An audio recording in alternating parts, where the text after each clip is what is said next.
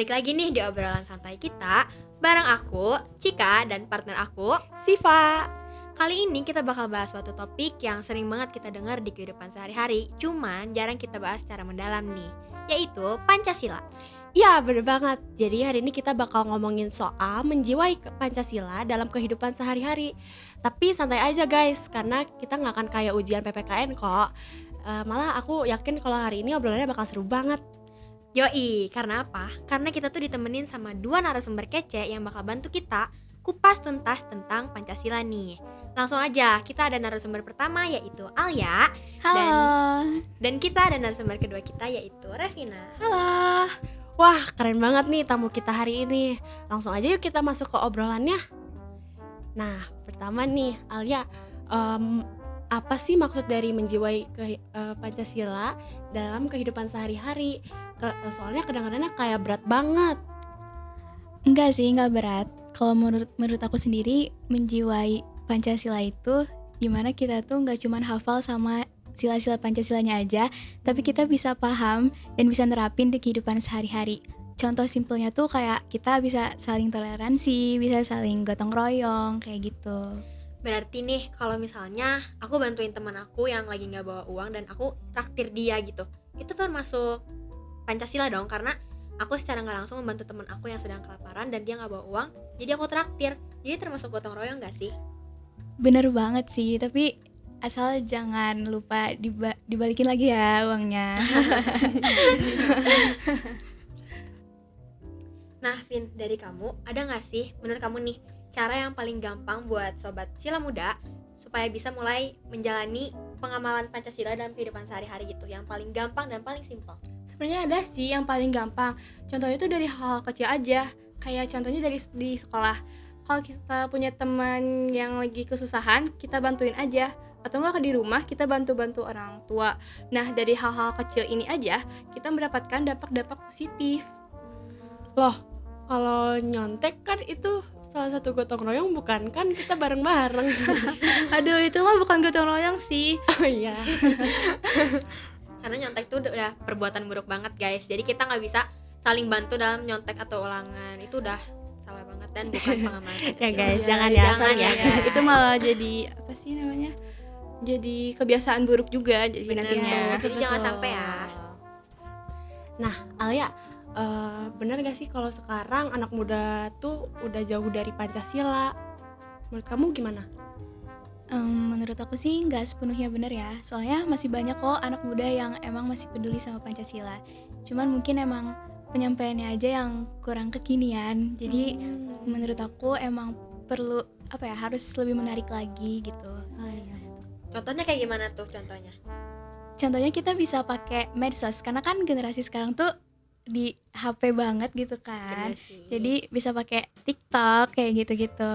TikTok, bentar. Kalau misalnya nih, kalau pakai TikTok, itu gimana tuh contohnya? Kalau misalnya TikTok tentang Pancasila, masa kita baca teks Pancasila sambil kita joget-joget dan diupload di TikTok? Bisa aja sih, tapi asal pesannya dapat. Jadi yang penting pesannya dapat ya. Jadi kita tuh ternyata banyak banget contoh di kehidupan sehari-hari yang bisa kita terapin buat menyebarkan pengamalan Pancasila nih. Oke. Nah, Vin, aku punya pertanyaan. Kalau dari kamu, ada nggak sih cara supaya bikin Pancasila tuh lebih relate gitu sama kehidupan kita di zaman sekarang? Yap, salah satunya lewat media sosial. Contohnya tuh kayak kita buat edukasi. Buat edukasinya tuh kayak infografis atau video pendek bareng remaja-remaja buat bikin kayak sosial-sosial gitu yang melibatkan Pancasila. Oke, jadi kayak ini tuh salah satu cara alternatif gitu ya, buat selain dari TikTok yang tadi. Iya, Yaps, bener betul banget. Karena Pancasila juga bukan dari teks doang, jadi kita harus ada aksinya juga ke lapangannya, gimana cara Ya, implementasikannya.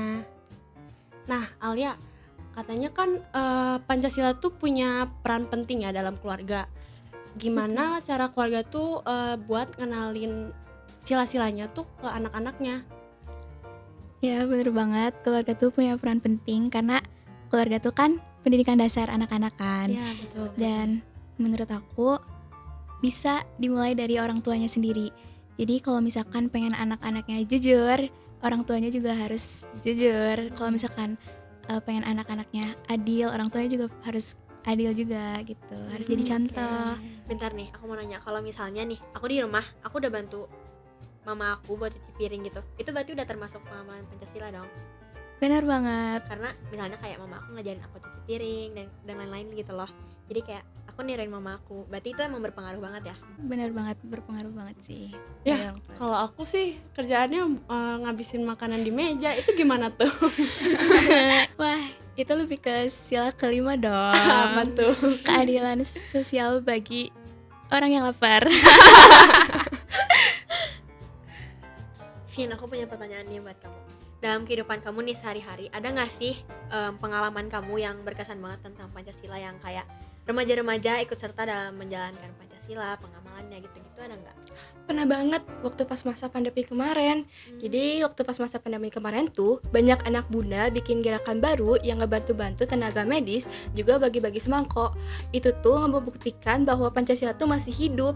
Nah, nilai kemanusiaannya juga masih ada gitu. Jadi Vin, PR kita tuh sebenarnya majuin lagi Pancasila jadi lebih keren ya? Iya, betul banget. Jadi itu sebenarnya kita gerakan-gerakan kecil tuh udah bermanfaat banget dan kayak Iya. berdampak banget ya. Jadi ya sebagai remaja tuh gerakan kita tuh nggak bisa diremehin, meskipun cuma remaja doang gitu. Keren banget sih. Keren kan? Nah, Alia, menurut kamu sekolah tuh udah cukup efektif belum sih buat ngajarin Pancasila ke murid-muridnya? Nah, kalau belum tuh apa sih yang perlu diperbaiki?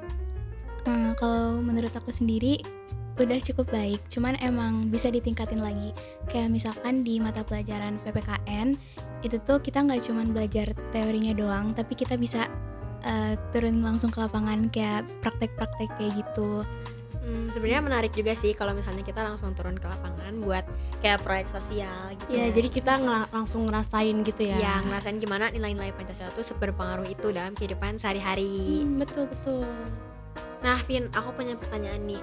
Kamu pernah gak sih menghadapi suatu tantangan yang menurut kamu berat banget dalam ngajak teman-teman kamu nih buat mengamalkan Pancasila dalam kehidupan sehari-hari?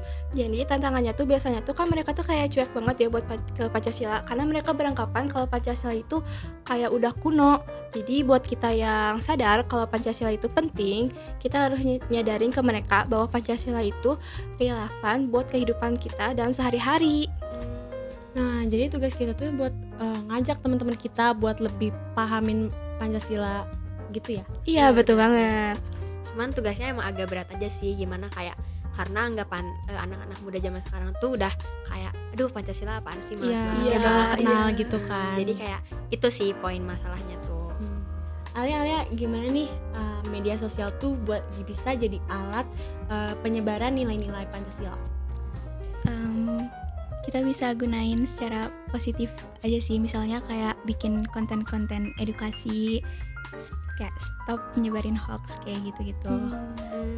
Jadi sebenarnya kita tuh gak cuman bisa buat posting kehidupan sehari-hari guys di media sosial. Kalian tuh bisa bantu generasi muda sekarang buat bisa lebih kenal tentang Pancasila. Kayak tadi kita bisa nyebarin kayak poster atau infografis, atau kalian bikin video singkat di TikTok mungkin yang efektif tuh kayak guys ayo kita mulai pahamin Pancasila, Betul, yang kayak betul. gitulah. Sebenarnya nggak berat juga kok. Kita kan? ya betul-betul, kita juga bisa ngikut seminar yang ada kalau misalnya ada.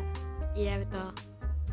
Nah Vin, aku punya pertanyaan nih buat kamu. Kira-kira kamu ada nggak pesan buat teman-teman sila muda supaya mereka tuh bisa lebih semangat dalam mengamalkan Pancasila dalam kehidupan mereka sehari-hari, dan supaya mereka tuh yakin gitu kalau mereka tuh nggak pernah sendiri dalam mengamalkan Pancasila? Ada nih. Jadi janganlah kita menunggu hal yang besar. Mulai dari diri sendiri, mulai dari hal kecil, selalu konsisten. Jadilah generasi Pancasila yang membuat hidup, jangan cuma kata-kata doang. Wah, keren banget Vin. Aku jadi ingat pepatah tahu, perubahan besar dimulai dari perubahan yang kecil. Bener banget tuh. Jadi hal kecil, hal simpel yang kita lakuin itu tuh bisa jadi dampak yang besar buat di masa depan yang kita tuh nggak tahu masa depan tuh kayak gimana. Jadi jangan ragu ya guys buat mulai mengamalkan Pancasila, dan jangan lupa ngajak teman-teman kalian buat mengamalkan Pancasila tuh. Nah, gak kerasa kita udah ngobrol banyak banget dan udah berhasil gitu kupas tuntas tentang Pancasila nih. Iya nih, seru banget ya. Ya kan, seru banget pembahasannya. Nah, di sini kita mau berterima kasih banyak ke Alia sama Revina karena udah bersedia ngobrol-ngobrol dan ngasih sharing-sharing ke kita tentang pemahaman mereka soal Pancasila.